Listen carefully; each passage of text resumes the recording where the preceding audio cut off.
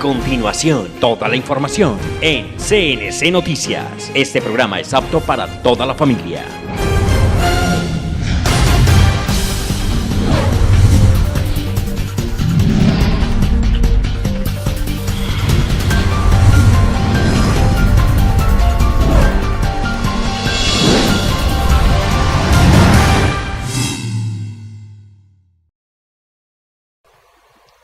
Bienvenidos a este especial de Noticias CNC.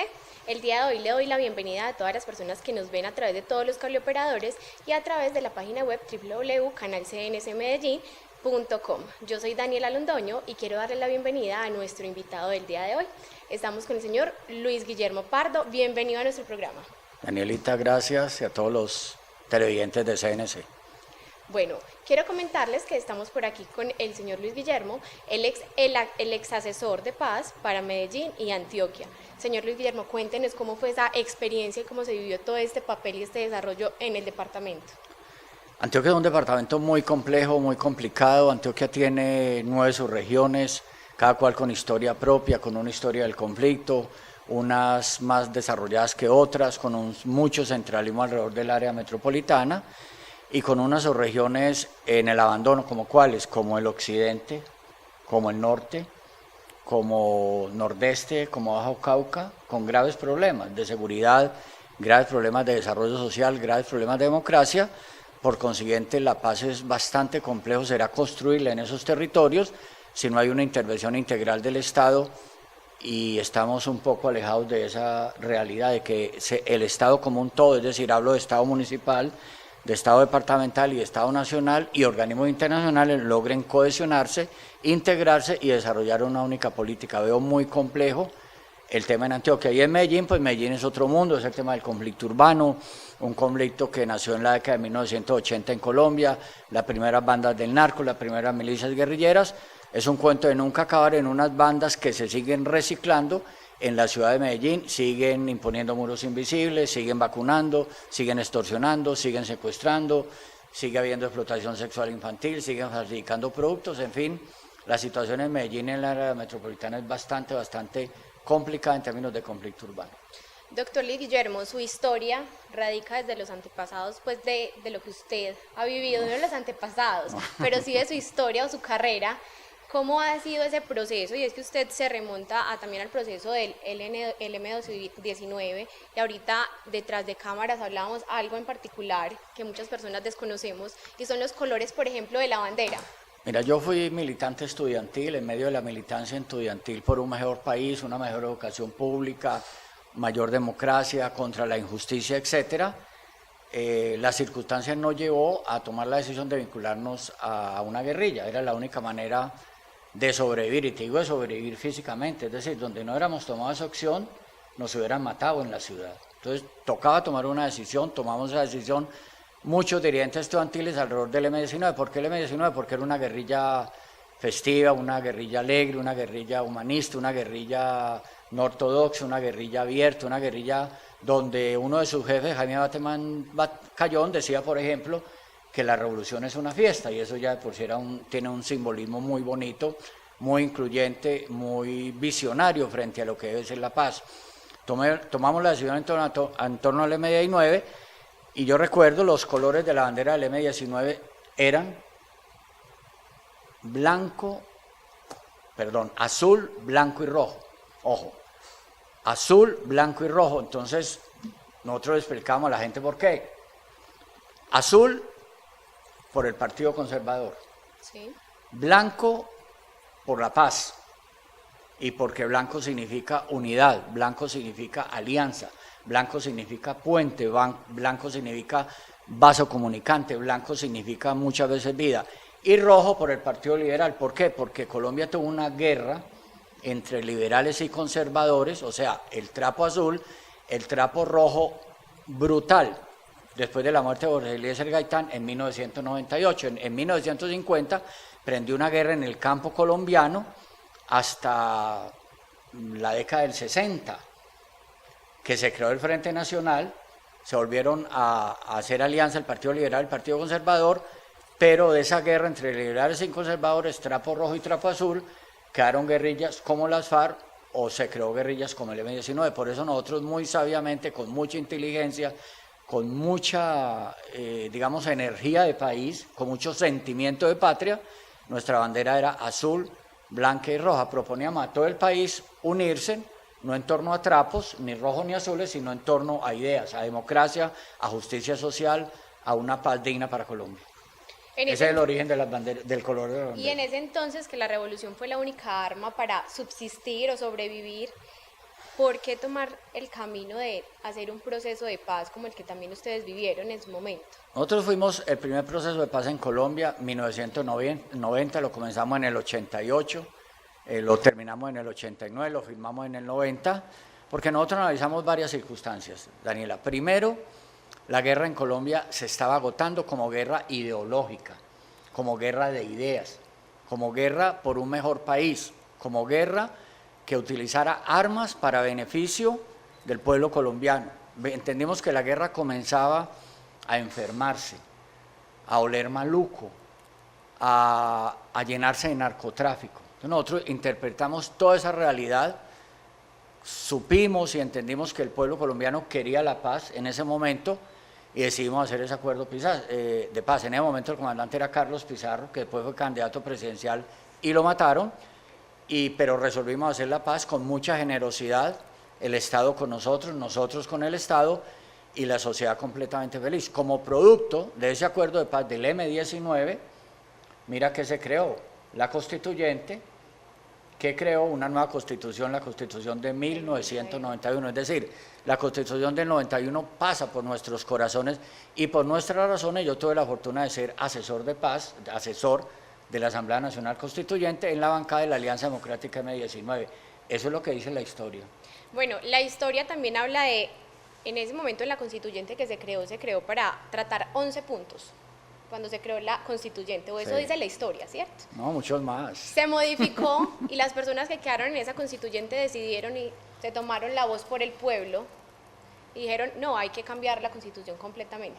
¿Cuál es la posición de Luis Guillermo Pardo a decir, había necesidad de modificar completamente la constitución de Colombia en ese entonces? No, mira, en la selección a Congreso de marzo de 1990 se incluyó lo que se llamó una octava papeleta. Sí. Que era, apoya usted la paz en Colombia y apoya una constituyente, y esa papeleta ganó. Sí.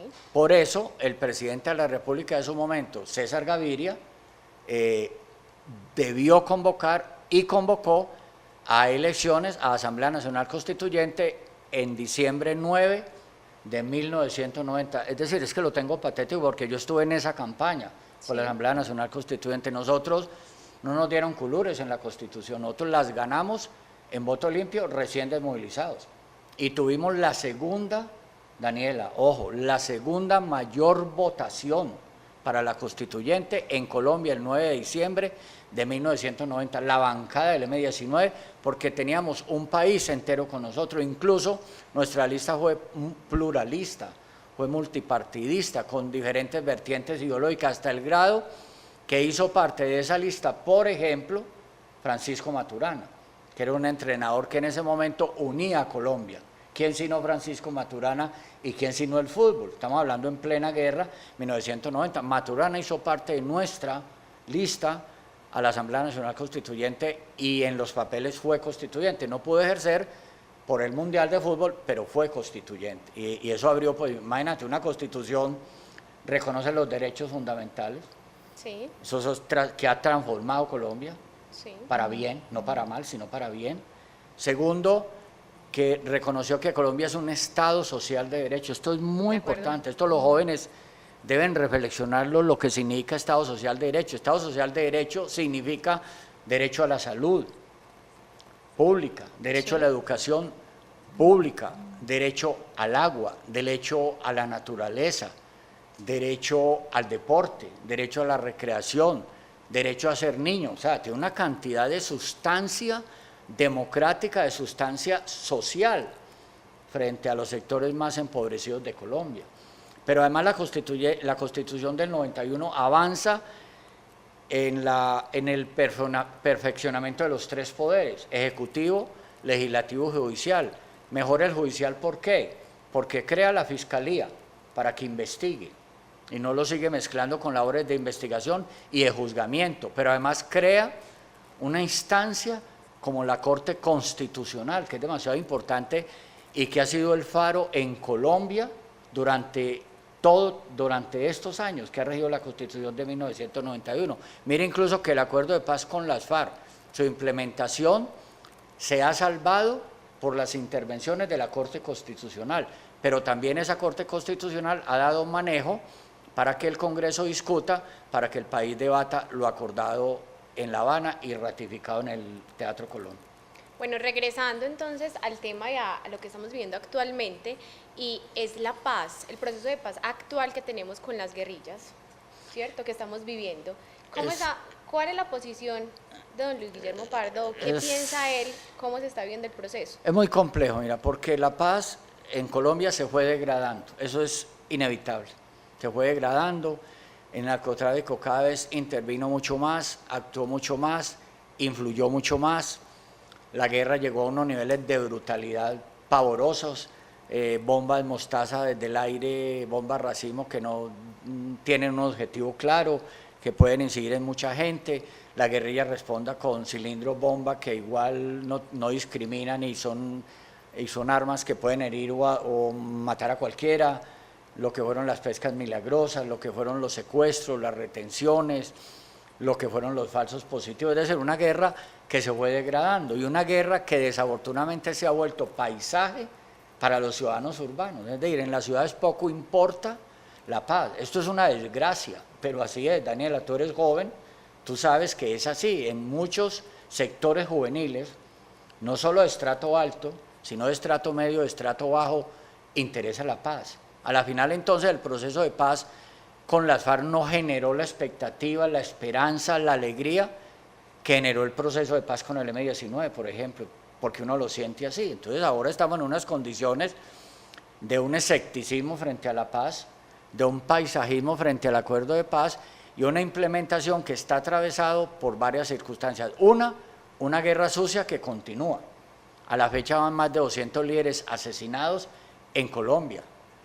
Un narcotráfico que se expande, un ELN que sigue siendo guerrilla, unos gaitanistas que siguen operando como actor ilegal en los campos y en las ciudades, unas bandas y unas convir en Medellín y en otras ciudades que siguen operando, extorsionando, vacunando, es decir, la guerra sigue. Y para peor, una disidencia de las FARC que está creciendo muy grandemente, no solo masivamente, sino con poder militar, y está, digamos, deteriorando el orden público en los territorios de conflicto donde hubo proceso de paz con las FARC. La situación es bastante compleja. Fuera de eso, el Congreso de la República, autorizado por la Corte Constitucional, decide intervenir en el debate frente al acuerdo de paz. Ha habido cambios a lo acordado para la implementación, pero es que fue paradójico, como yo he dicho en otras entrevistas, es paradójico que el Congreso de la República salvó el acuerdo de paz con las FARC, sí. Porque recuerde, al triunfar el no, en teoría el acuerdo de paz se acababa, había que volver a iniciar de cero. Llegó el salvavidas, hubo algunos cambios, en teoría concertados, no me voy a meter en ese debate hoy, y llegó al Congreso de la República. El Congreso de la República aprobó el acuerdo de paz, mejorado, o sea, donde el Congreso no hubiera intervenido, no hubiera habido acuerdo de paz y hoy las FARC seguirían siendo guerrilla y no serían ya partido político como es ahora. Pero el proceso de paz está en un proceso de implementación bastante complejo, bastante crítico, no hay sintonía con las alcaldías, no hay sintonía en las gobernaciones, no hay una política de posconflicto ni en las alcaldías, ni en la gobernación, ni en el gobierno nacional. Es bastante confuso el panorama. Acaba de aprobarse la JEP, Jurisdicción Especial de Paz, con algunos interrogantes, con algunos cambios a lo que era la versión original, las 16 circunscripciones especiales de paz, lo más seguro es que no salgan aprobadas. Ya hay un debate jurídico que el presidente le pidió a la Corte Constitucional que resolviera auditivamente y la Corte dijo, no es competencia mía porque el Congreso aún no me ha enviado la ley. O sea, por supuesto, porque la presidencia también quería descargar la responsabilidad en la Corte Constitucional. Y si la ley no sale del Congreso de la República, pues no puede llegar a la Corte porque no hay ley. Entonces la Corte no tiene cómo hacer control constitucional. Ahí estamos en varios enredos, pero igual el proceso va. Las FARC ya son partido político, las FARC ya no son guerrillas, eso abre nuevas posibilidades y lo más importante rescatar es que por primera vez en la historia de Colombia, la opinión pública internacional toda, 1000 al 1000, es solidaria con la búsqueda y la construcción de la paz en Colombia. Ya para terminar esta parte, yo lo dije en una entrevista, el acuerdo de paz con las FARC era solo el inicio del fin del conflicto armado. Era solo el inicio del fin del conflicto armado en la FARC. Solo el inicio, no el final. De acuerdo. Entre los contradictores está ahí, ¿no? De los puntos que más contradictores tienes, es que se les haya asignado unas curules o que ahorita se les esté entregando o regalándoles, por así decirle. Como usted bien lo decía, en el momento en que el M19 decide hacer un proceso de paz, se abre a elección y a decisión del pueblo para que ellos decidan cuántas curules o si realmente deberían estar representando al pueblo colombiano. ¿Qué considera usted o cómo ve usted este punto de que se les haya asignado esta posibilidad? Daniela, mira, todo proceso de paz, eso es un principio, pues, de perogrullo, digámoslo así, o tautológico, como tú estudiaste y como yo estudié, que aún se veía lógica proposicional. Todo acuerdo de paz es un acuerdo político y concluye en prebendas políticas, en resultados políticos. Entonces, era inevitable en el nuevo contexto que las FARC pidieran cupos en el Congreso de la República. Nosotros, digamos, en el caso de nosotros no hubo, nosotros lo ganamos a voto limpio, pero nosotros acordamos, por ejemplo, convocar a la constituyente, claro, apoyado por un voto popular. Sí. Y después tuvimos 10 senadores, 14 representantes de la Cámara, también a voto limpio, pero igual nosotros no vemos con malos ojos, yo creo que no hay que ver con malos ojos que las FARC tengan 10 voceros en el Congreso, 5 en la Cámara, 5 en el Senado.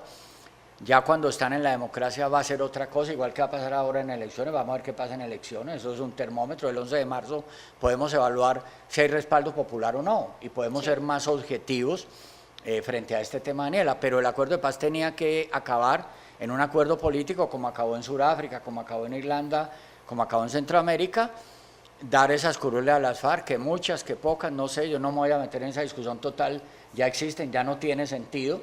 Vamos a tener 5 senadores de las FARC, 5 representantes de la Cámara en el Congreso a partir del 20 de julio del año 2018. Vamos a ver cómo se comportan, qué debate tienen, cuál es su ideología, pero con un criterio importante que se aprobó en la nueva JEP, que esos miembros del Congreso que llegan por las FARC tienen que escribir un salvamento, una confianza de que se someten a la Jurisdicción Especial de Paz y de que si las sentencias de la JEC le impiden cumplir a cabalidad sus tareas como congresistas, deben dejar de ser congresistas. Esto fue un logro de la nueva JEP. Entonces, digamos, el debate ya de por qué ya eso se dio es un hecho, para que, como decían los abuelos, llorar sobre la leche derramada, Daniel. Yo creo que ya no tiene sentido, ya es avanzar en positivo. ¿Qué nos espera? ¿Cómo se van a comportar?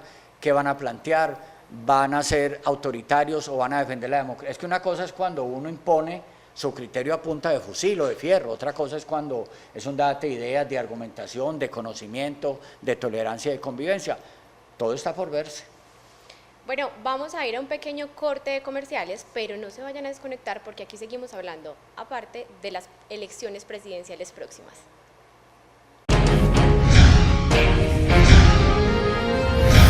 Estás viendo CNC Noticias. Ya regresamos.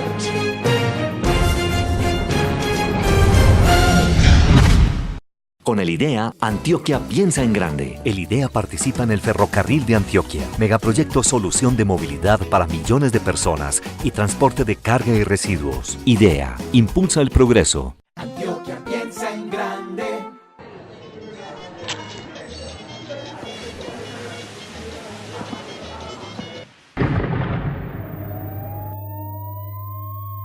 Quemar pólvora es un peligro y mucho más si estás borracho.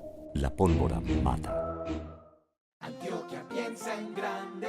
Grandes, peludos, criollos, salvajes o muy tiernos. Nuestros mejores amigos pueden parecer muy diferentes y si algo tienen en común es nuestro amor por ellos.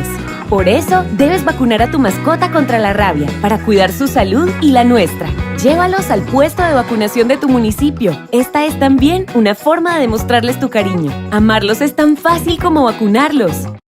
Secretaría Seccional de Salud y Protección Social de Antioquia. Gobernación de Antioquia. Antioquia piensa en grande.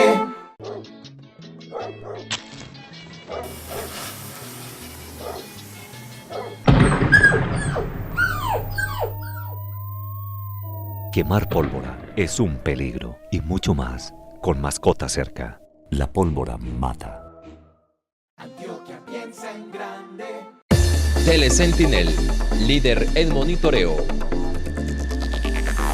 Cuenta con los más altos estándares de calidad, con supervisores estratégicamente distribuidos en diferentes puntos de la ciudad, con sistema de ubicación satelital. Telesentinel cuenta con un sistema único de televideo que integra los beneficios de circuito cerrado de CBT y alarma monitoreada. Telesentinel es tecnología y comodidad a su alcance.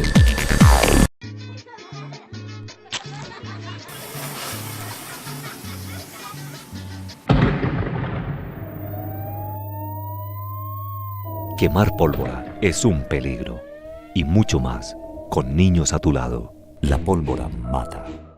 Antioquia piensa en grande. Continuamos con toda la información en CNC Noticias.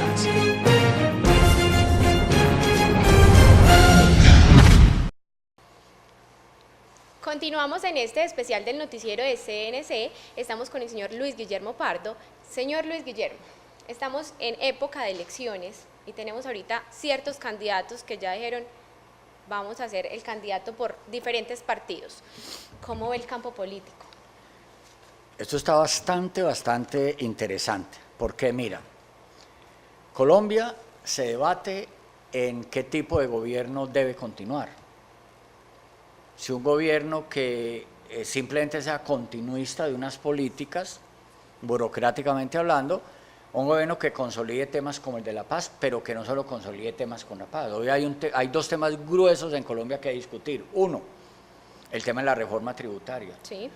O sea, después del desastre de la última reforma tributaria para los pequeños, medianos empresarios, para los trabajadores independientes, ¿cómo es posible que ante una alerta de organismos internacionales la respuesta del ministro de Hacienda sea que el próximo gobierno tiene que hacer otra reforma tributaria? ¿Qué tal? Hay que estar hablando de una contrarreforma tributaria, porque si no hacemos una contrarreforma tributaria, Colombia va hacia el declive, Sí. va hacia el decrecimiento, y eso sería completamente grave. Eso sería lo más desastroso para la implementación de un acuerdo de paz.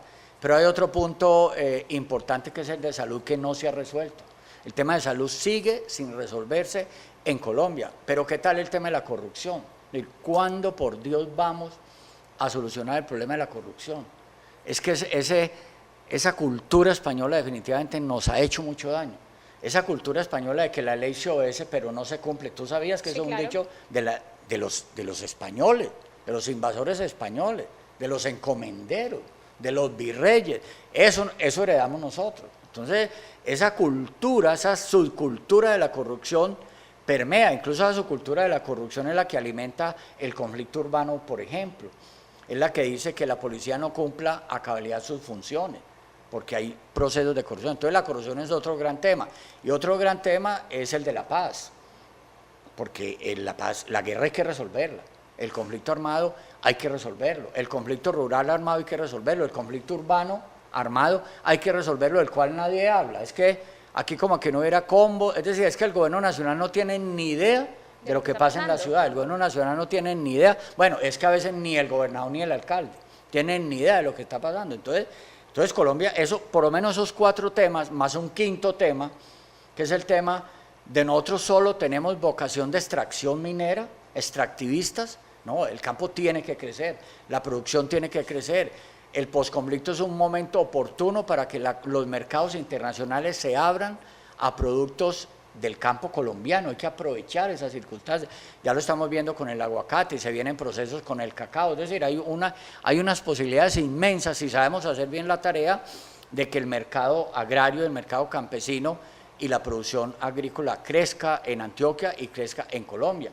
Pero además, ¿cómo le parece el tema de los recursos naturales, de la protección de las fuentes hídricas, de los páramos, de los ríos, de los bosques, de las selvas? O sea, tenemos tareas infinitas, más el reconocimiento a los derechos de los niños, de los jóvenes, de la diversidad sexual, etcétera. O sea, esta contienda electoral tiene ese debate de fondo y uno ve estas líneas gruesas. Yo veo primero el uribismo, Sí, con su candidato que ya está claro, es Iván Duque.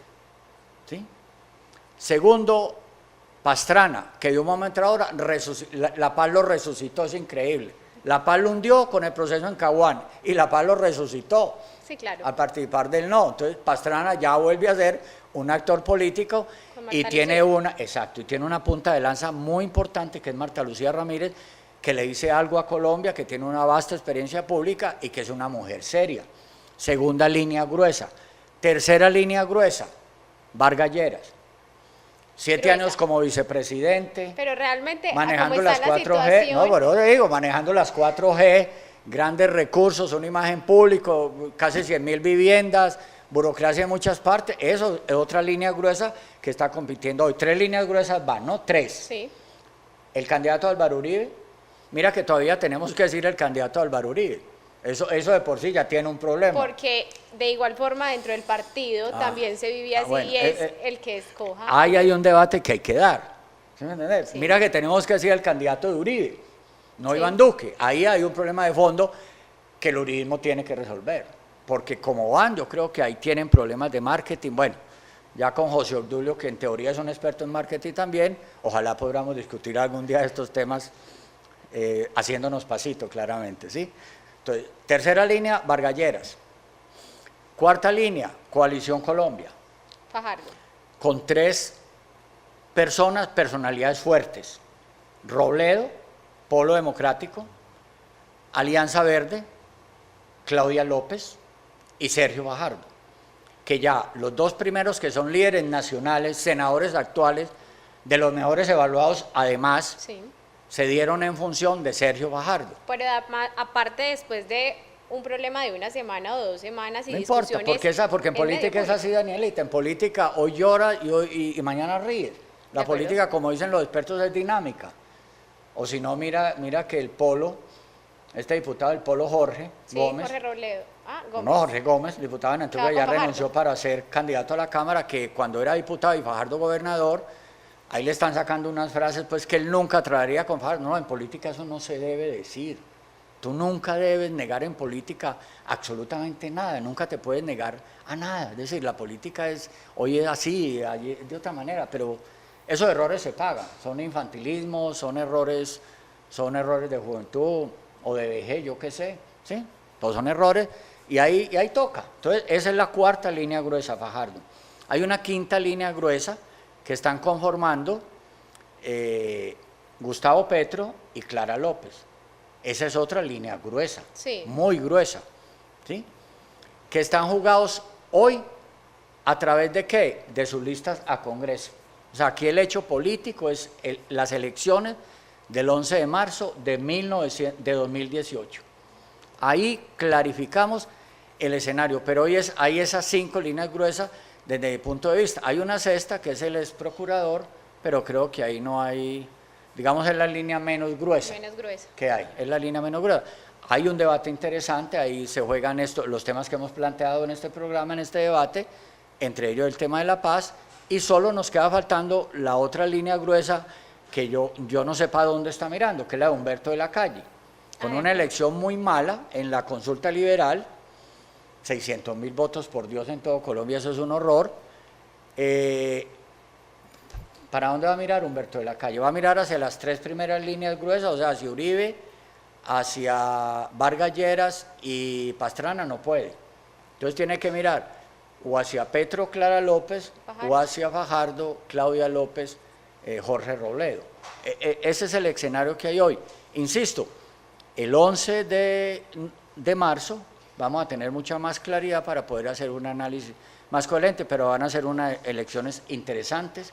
Los sectores independientes, el centro, más hacia la izquierda, pueden tener hoy mayores posibilidades que antes si hay un proceso serio de convergencia, que no es fácil, porque si en la derecha hay odios, en la izquierda más odios, si en la derecha hay resentimiento, en la izquierda más resentimiento. Ojalá se logren superar esa vieja ideología extremista de épocas anteriores.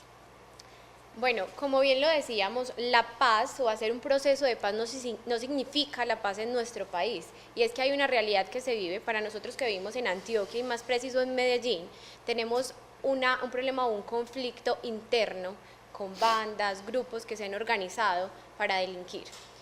¿Cómo vemos el plano o cómo se está preparando realmente la alcaldía para contrarrestar todas estas problemáticas que vimos en cada uno de los sectores, porque son diferentes combos que se conforman en cada uno de los barrios? Daniela, yo pienso que tanto la alcaldía como la gobernación sufren de lo que yo llamo sociológicamente, se conoce como demagogia gubernamental. Es decir, evitan reconocer que hay conflicto, evitan reconocer que hay victimarios, evitan reconocer cuáles son los costos de ese conflicto. No, esto no se resuelve con demagogia gubernamental, ni se resuelve con seguridad mediática. Es que aquí algunos gobernantes piensan que la seguridad es mediática, es estar en los medios, es estar en las redes sociales, es tener miles de seguidores, cuando el territorio, sobre el territorio, la realidad es completamente distinta. Mira lo que acabó de pasar con la denuncia que hizo el C3, del cual soy presidente honorífico, de que delincuentes venezolanos, que eran delincuentes en Venezuela, están llegando a Medellín, procedentes de Cúcuta, de Barranquilla, y están delinquiendo y están comenzando a conformar combos ilegales. Eso es una realidad. Ya hubo un primer enfrentamiento. Si a eso no le ponemos cuidado, acá se nos va a generar otra frente de conflicto en una comuna como la 10, que ya tiene 40 convivir, vivitas y coleando, que operan en el centro de Medellín, que se reparten en el centro de Medellín, que vacunan en todo el centro de Medellín, que extorsionan en todo el centro de Medellín, que alquilan en el espacio público a otros delincuentes para que hagan sus fechorías en el centro de Medellín, que animan la explotación sexual infantil, que promueven la prostitución ilegal, la verificación de productos, los muros invisibles. O sea, aquí tenemos un grave problema. ¿Qué hacen los gobernantes? Come la avestruz, demagogia gubernamental. Aquí no pasa nada. Eso no es cierto. Cuando hicimos la denuncia de los venezolanos delincuentes, no todos, por supuesto, yo no tengo nada contra los venezolanos ni las venezolanas. Yo a veces recordé la historia de los Marielitos. ¿Tú recuerdas la historia? No, es que tú eres muy joven. Los Marielitos, que en un tiempo de Cuba, los Castro fueron audaces, permitieron que viajaran en los balseros de Cuba hacia Miami, y ahí dejaron que se fueran muchos delincuentes. Se llamaban los Marielitos, y ellos llegaron a Miami a ser delincuentes. ¿Ah? Lo que pasó con la trucha salvadoreña, la salvatrucha, sí, que se creó en Los Ángeles, exilado, y cuando hubo el proceso de paz en Salvador, volvieron a Salvador y se fortalecieron las maras. Hoy las maras dominan todo Centroamérica. Entonces, acá, esos venezolanos que eran ilegales y bandidos en Venezuela, están siendo bandidos en Medellín y comienzan a querer estar en ventas ambulantes. Sí. Y eso ya tiene dueño, ahí va a haber un futuro conflicto. Y van a querer hurtar, y ahí va a haber un conflicto, porque el espacio público ya tiene dueño en el centro de Medellín, claro que sí, que son las convivir. Y van a querer ejercer, ser los dueños de la prostitución de sus ciudadanas venezolanas, de sus hermanas venezolanas. Pero ellos ya las convivir están regulando el negocio de las prostitutas venezolanas en otra denuncia que hizo el C3. O sea, el tema, se viene un nuevo conflicto. Lo anunciamos cuando yo hice el análisis, los gobernantes, demagogia gubernamental, pero recibí muchas llamadas de comerciantes del centro que me decían: doctor, usted tiene toda la razón, alguien tenía que decir que están ya delinquiendo venezolanos en el centro de Medellín, como pasó con el tema de la subasta de la virginidad de las niñas, Daniela, que hicimos esa denuncia, casi nos declaran enemigos de Medellín, y a la final tuvo que venir la embajada norteamericana con la DEA y otros organismos y la policía colombiana y detener proxenetas que estaban explotando la virginidad de nuestras niñas, y detuvieron en Cartagena, en Armenia y en Medellín, porque aquí hay explotación sexual de niñas y niños y la subasta de la virginidad era una práctica común en la ciudad de Medellín. Bueno, el problema no es que estén llegando los venezolanos, porque de raíz también tenemos las convivir que ya se habían adueñado de un territorio que realmente no debería ser de ningún combo, de ninguna delincuencia. Del Estado, eso debería ser del Estado. Claro. De acuerdo. Como ex asesor de paz para Medellín y de Antioquia también, ¿cuál sería de pronto esa estrategia o qué podemos comenzar a implementar, doctor? Es que mire, es que a mí cuando me dan una pregunta me ponen en una situación muy difícil, porque yo he dicho, mire, yo no soy comandante de policía metropolitano, yo no soy jefe de seccional de fiscalías, yo no soy el alcalde de Medellín, yo no soy el gobernador de Antioquia. Entonces, a mí no me gusta meterme en la casa de otros si no me invita. Cuando a mí me invite un alcalde, un comandante de la policía, a hablar de estos temas, yo con todo gusto hablo de estos temas y buscamos cuál podría ser una mejor estrategia. Pero uno no puede recomendar al aire en medios de comunicación a un gobernante lo que tiene que hacer, porque sería absolutamente irresponsable en el mejor de los casos, y en el peor de los casos quedaría como un bobo que da recomendaciones que nadie tiene en cuenta. Entonces no me gusta hablar de recomendaciones, pero obviamente que hay que buscar salidas, hay posibilidades, hay caminos, pero como te decía Anelita, yo no soy investigador policial, no soy fiscal, no soy alcalde. Luego que ellos resuelvan el problema que tienen que resolver, nosotros hacemos máximo haciendo estas denuncias, haciendo nuestras investigaciones, que ellos no pagan además.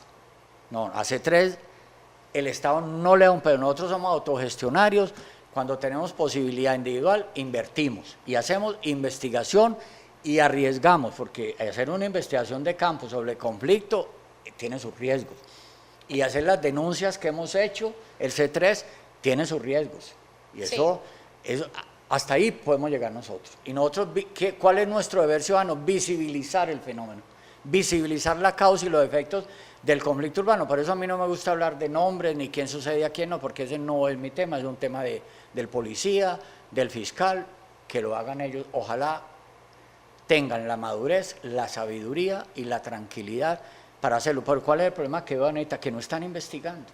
La alcaldía no está investigando. Dejan pasar. No investigan. Entonces, como no investigan, no saben qué pasa.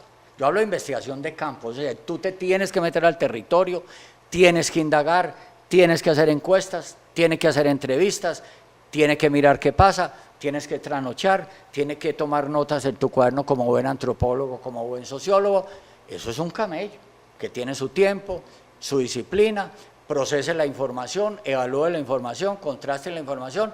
Cuando eso se da, elaboremos, yo digo, elaboremos el boletín de prensa, sale el boletín de prensa, Guillermo Pardo a la cara y dice, está pasando esto, hasta ahí llegamos nosotros, pero yo creo que es mucho. Estamos diciendo fenómeno a la autoridad, investiguen por Dios, pongan la mira acá.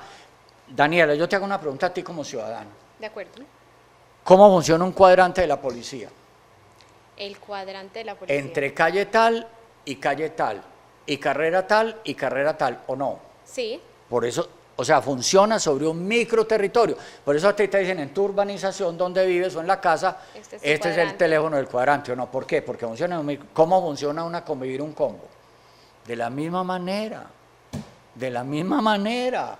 Aquí funciona entre calle tal, carrera tal, y entonces, ¿por qué sigue habiendo combos convivir al lado de cuadrantes policiales? No me han podido responder. ¿Cuándo lo harán?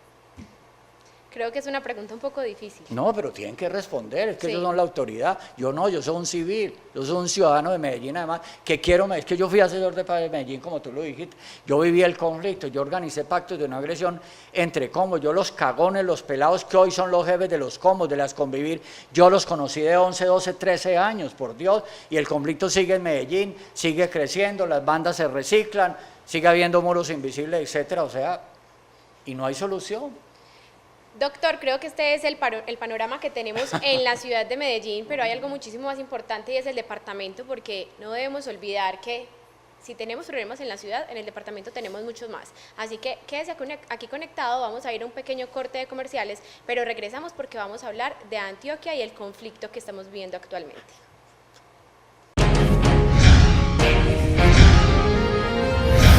Estás viendo CNC Noticias.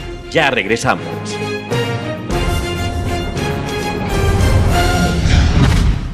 Con el IDEA, Antioquia piensa en grande. El IDEA participa en el Ferrocarril de Antioquia, megaproyecto solución de movilidad para millones de personas y transporte de carga y residuos. IDEA, impulsa el progreso. Antioquia piensa en grande.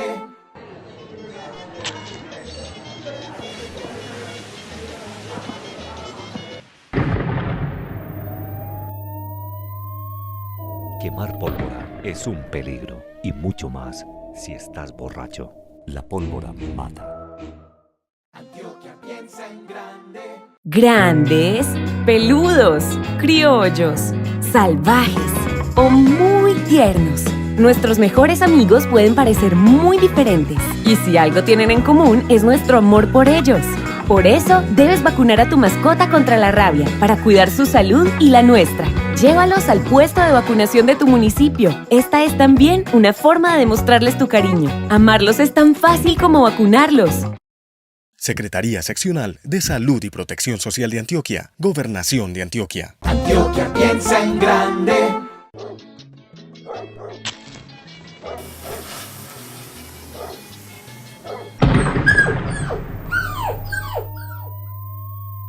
Quemar pólvora es un peligro y mucho más con mascota cerca. La pólvora mata. Antioquia piensa en grande. Telesentinel, líder en monitoreo. Cuenta con los más altos estándares de calidad, con supervisores estratégicamente distribuidos en diferentes puntos de la ciudad, con sistema de ubicación satelital. Telesentinel cuenta con un sistema único de televideo que integra los beneficios de circuito cerrado de CBT y alarma monitoreada. Telesentinel es tecnología y comodidad a su alcance.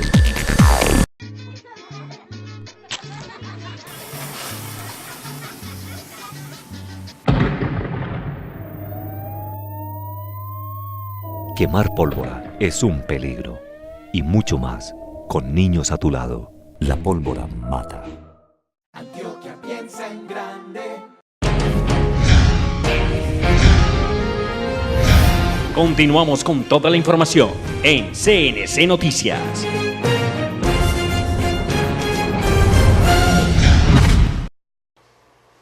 Bueno, continuamos aquí con el doctor Luis Guillermo Pardo y hoy es el momento de hablar de la situación actual y de cómo se están viviendo los cambios ahora que se vivió el proceso de paz, que se firmó y que hay unas ciertas zonas rurales en las que a ellos se les asignó para que regresen a su vida y para que se reintegren a la sociedad, pero a partir de esto se han dado varias denuncias donde la comunidad dice que están delinquiendo en estas partes o que están viendo ciertos cambios en las formas de la delincuencia que se viven en estos municipios. ¿Cree usted, doctor Luis Guillermo, que realmente es el proceso de paz quien está afectando el tema de la paz? Porque no es solamente el proceso de paz, sino como lo hablábamos anteriormente, es la paz de ciertos municipios o incluso del departamento. Mira, Daniel, es que las zonas de normalización fueron los espacios creados para la desmovilización y la entrega de armas por parte de las FARC. En Antioquia hubo 5 o hay 5. En Remedios, Ituango, Dabeiba, Anorí y Vigía el Fuerte. Según Naciones Unidas, pero no era obligatorio, después de hacer todo el proceso de entrega de armas, de volver a tener papeles legalizados, de ya tener la amnistía, quedarse allí. Las FARC y todos esperábamos que sí, porque la carreta de las FARC era que sí, que se iban a quedar allí y que iban a hacer grandes proyectos productivos, pero entonces el gobierno ha incumplido en los tiempos, y incumplir en los tiempos en un proceso de reincorporación es bien complicado, porque tiene unos costos que ya tú no recuperas, porque tú un guerrillero recién desmovilizado que tiene la calentura de las armas, que tiene el poder que da el arma en el corazón y en la razón, después de años y años de guerra, sí, no es fácil. Tú tienes que desempoderar no solo quitarle el arma, desempoderar es también mentalmente, en la psiquis, de todo el estrés de la guerra, y eso no se ha hecho. Entonces estos muchachos y estas muchachas, o veteranos y veteranas, el Estado incumpliendo, no veían condiciones, nuevos actores ilegales acercándose a esos territorios. Entonces, la Naciones Unidas denuncia hace aproximadamente un mes que solo queda, hace un mes, yo no sé cuánto era, esta cifra hace un mes, el delegado de Naciones Unidas, solo quedaba el 45% en esa zona. O sea, mira, ya el 55% no sabemos dónde está. Nadie sabe dónde están. Me preocupa si están en Medellín, ¿por qué? Porque en Medellín, como no hay proceso de paz, no hay pedagogía, no hay intervención de la alcaldía, de las autoridades, es guerrillero de las FARC, que llegue a Medellín con la mentalidad paramilitar que tienen los combos y las convivir, tiene un serio riesgo, es seriamente amenazado y puede ser asesinado. ¿A quién le está interesando eso? Entonces mira, el conflicto se va a volver a acrecentar allá, en los territorios. En Vigía del Fuerte ya la Trato vuelve a ser una zona de total conflicto, donde quedaba el campamento de las FARC. En el norte de Nituango, ni qué decir, aumentan los cultivos, muchos líderes de sustitución de cultivos asesinados. Está llegando los urabeños, está llegando el ELN, en Dabey pasa otro igual, en Anorí, ¿dónde están? Y en Remedios igual. Entonces tenemos un grave problema de que el proceso de paz no se logró mantener cohesionado. Entonces, ha habido implosión y muchos ya se han ido, hacia donde nadie sabe. Los que quedan, las noticias que uno tiene es que están en duda, me quedo, me voy, cuándo, cómo, no sé, hay incertidumbre, porque el gobierno aún no diseña la estrategia, no genera proyectos productivos, no genera nuevos ingresos, no da garantías de seguridad, no controlan los territorios. Entonces, tú recién desmovilizado, ¿cómo te vas a quedar de carne de cañón para que te maten? Pues, tampoco. Entonces, se están yendo. Con un grave problema, es que puede haber repetición. ¿Quién dice cuántos de esos 55 que ya no están vinculados ya a otro grupo ilegal? No lo sabe nadie. O al ELN, no lo sabe nadie. O están construyendo otro grupo armado ilegal, no lo sabe nadie. O están de mineros ilegales, o de cocaleros. Eso es un grave problema que tengo. Y Antioquia tiene problemas, voy a señalar las subregiones, ¿sí? Todo el occidente hacia el norte, a donde era Vigía del Fuerte hacia arriba. Sí. ¿Sí? El norte. Sí.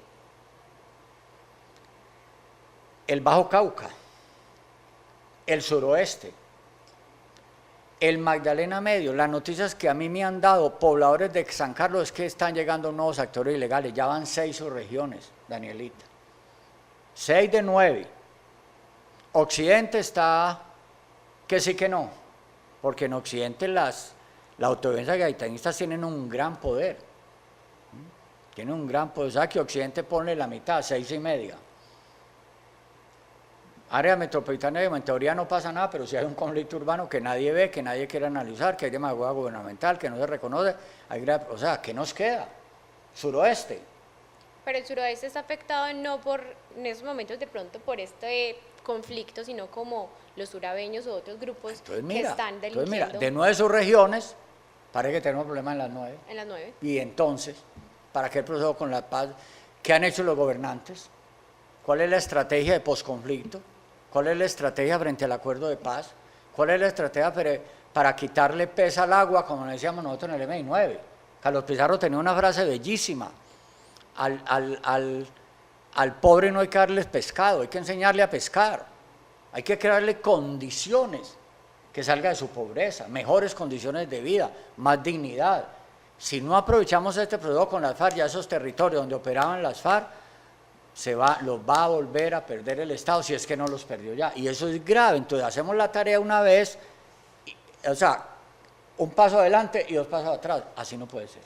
Pero esa es la realidad que tenemos hoy. ¿Cree usted de pronto que el gobierno se aceleró con el fin de buscar resultados o mostrar resultados acerca del proceso de paz en firmar? No, Danita, si antes todo el mundo acosaba era a lo largo del proceso, que comenzó en el 2012, en noviembre de 2012. A 13, a 14, a 15, pues casi 4 años. No, Tiempo no sobró, Les faltó tiempo no estrategia. faltó esa estrategia, exactamente, falta esa estrategia y coherencia interna, porque mientras el presidente dice una cosa, el ministro dice otra, mientras el ministro dice otra cosa, el gobernador dice otra, el gobernador dice una cosa, el alcalde dice otra, o sea, por Dios, ¿quién organiza a quién? Y las ONG cada cual por su camino. Algunas quieren disfrutar de la guerra, de lo que da la guerra. Otras, al amparo de la paz, intentan desarrollar acciones humanitarias. Los grupos de derechos humanos en toda la mitad del juego, vulnerados, agredidos, atacados. Las ONG como la nuestra, estigmatizada, amenazada. ¿Sí? Hay una descoordinación total. Yo creo que falta liderazgo presidencial, departamental y municipal frente a la paz. Esa es mi gran conclusión. No hay liderazgo ni nacional, ni departamental, ni municipal frente a la paz. Es que yo creería, o de pronto, desde tu punto de vista, que es más profesional, que faltó coherencia y de pronto comunicación, no solamente de hablar entre el gabinete del presidente Santos para firmar el acuerdo de paz, sino hablar, venga, cada uno de los departamentos y hagamos una estrategia que sea a nivel de país, para que trabajemos en conjunto. Pero ¿sabe qué pasó, Daniela? Que es que hubo un problema que complicó todo, que desvirtuó de alguna manera todo, que son las elecciones. Porque ya normalmente un ministro o un secretario de despacho, un presidente, un gobernador, un alcalde, son coaliciones políticas. ¿Me hago entender? Entonces Sí. ya comienzan, cuando se aproxima una elección tan importante como la de Congreso y la de Presidencia, a primar el interés político. Eso es una absoluta irresponsabilidad mandatario, que se olvide de su tarea constitucional de ser mandatario exclusivamente y lo intente combinar con la política, está cometiendo el más grave atentado contra la Constitución del 91 y contra el pueblo colombiano. Pero eso pasa. Y los ministros obedecen, tienen jefes, los secretarios tienen jefes, comienza a distorsionarse todo y las elecciones del 18 al fin y al cabo se volvieron más importantes que el proceso de paz. Esa es la realidad. Se volvieron más importantes las elecciones para Congreso de marzo y para las presidenciales de mayo, primera vuelta, más importantes que el proceso de paz. Esa es la realidad. Yo te hago una pregunta. ¿Tú ves que el proceso de paz, de diálogo con el ELN en Quito esté generando alguna expectativa? Contéstanlo como ciudadana, no como comunicadora. ¿Me entendés? No, como simple ciudadana. Dime la verdad, Daniel, aquí, de cara a las cámaras. No, Yo te ayudo, yo sé que no. no. Yo sé que no. Ese es el problema que tenemos. ¿Sí ves lo grave que tenemos? Y se hundió el proyecto de ley que buscaba sometimiento a la justicia de Combos y de Bacrín, y nadie dijo nada.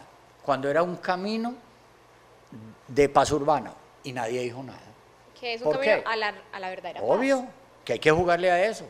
Entonces, mira, ¿por qué? Volvemos al punto de partida. Elecciones de 2018 a Congreso y a Presidencia. Hoy es tal vez lo único que interesa a Colombia. Eso es gravísimo, eso nos da inmenso dolor, pero yo estoy aquí como analista, yo no estoy como partido político, yo no estoy como candidato, no, estoy simplemente como analista.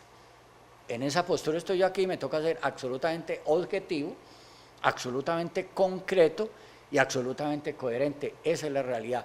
El proceso de paz poco importa en Colombia, importan más las elecciones a Congreso y a Presidencia del año entrante. Bueno, hablábamos ahora de un tema muy importante y es que cada vez que un grupo de personas toma las armas para defender sus derechos, porque ha sido una necesidad, como usted bien lo decía, en su momento, en este caso las FARC decidieron tomar el camino del narcotráfico, que de pronto es algo que daña y baja un poco el estatus de esa idea de defender los derechos. Ahorita, desde hace aproximadamente 3 años, estamos viendo que se aumentó y se dispararon los números en el tema del narcotráfico nuevamente en nuestro país. Sí. ¿El tema del proceso de paz realmente está afectando o es uno de esos puntos que hace que estos números se disparen? Mira, Daniela, cuando nosotros estábamos discutiendo el acuerdo de paz con el MI9, con el gobierno nacional, hablo del 1988, es que hace casi 20 años. 20 años. ¿Sí? Teníamos una cosa clara. El narcotráfico estaba invadiendo con su poder corruptor todos los sectores y los segmentos sociales en Colombia, no solo la clase alta, también la clase baja. Eso es una realidad hoy.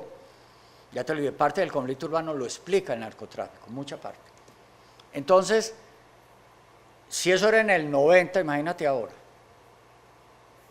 O sea, las FARC, inevitablemente cualquier guerrilla, cualquier grupo armado ilegal, para sobrevivir en cualquier parte del mundo necesita mucha plata.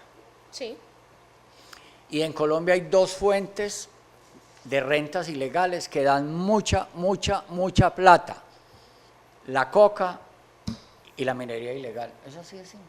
Entonces todos los actores ilegales se cruzan con la cocaína y con la minería ilegal. Es más, muchos de los asesinatos de líderes sociales, no sé el porcentaje exacto, no son porque son líderes sociales, sino porque eran líderes que le creyeron al acuerdo de paz que plantea sustitución voluntaria de cultivos.